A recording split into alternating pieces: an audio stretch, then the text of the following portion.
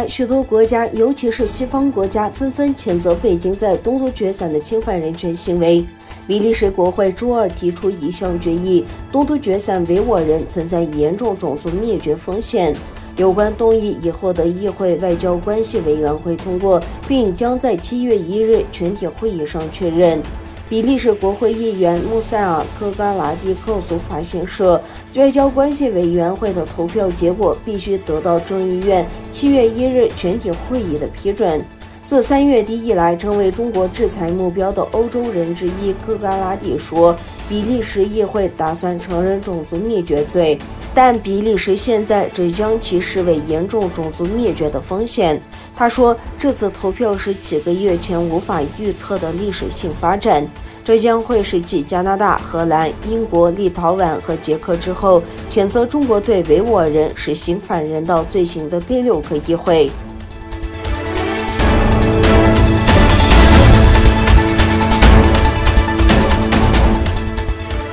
据报道，中国首次任命驻伊斯兰合作组织代表。据阿拉伯新闻网15日报道，中国驻沙特大使兼伊斯兰合作组织代表陈伟清在沙特吉达向伊核组织秘书长欧塞敏提交任命书。曾在一份声明中说，周日我将中国政治局委员、外交部长王毅签署的任命书转达了伊斯兰合作组织秘书长尤苏夫·欧塞敏博士，正式成为中国代表。在中国对东突厥散维吾尔人和其他穆斯林的政策被许多西方议会视为种族灭绝的时候，伊斯兰世界对这种压迫的沉默受到了批评。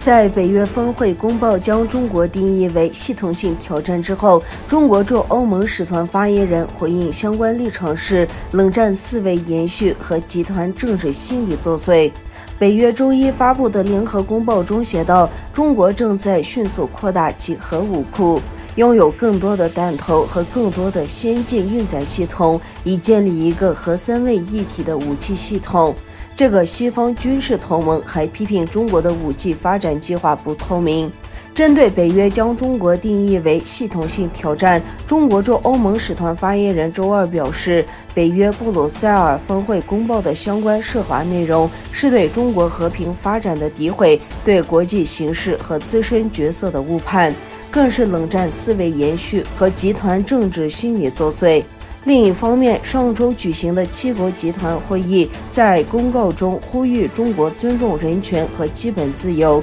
指的是中国对待维吾尔人和香港人。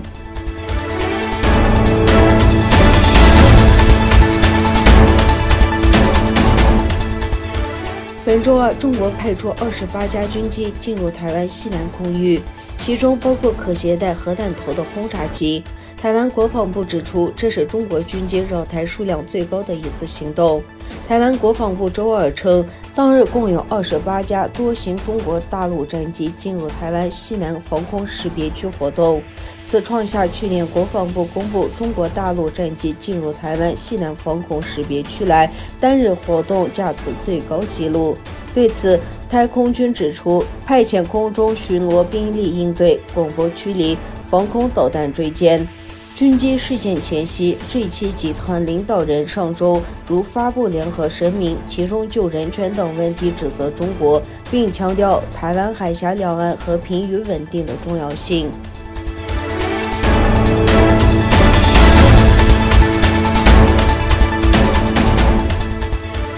美国有线电视新闻网报道称，美国正在评估中国广东省台山核电站可能发生泄漏的事件。台山核电站是中法能源领域的一个重要合作项目。CNN 稍早援引美国官员以及看到的文件称，美国政府过去1周在评估中国一家核电站发生核泄漏的报告。此前拥有并帮助运营该核电站的法国法马通公司警告称，放射性威胁迫害在眉睫。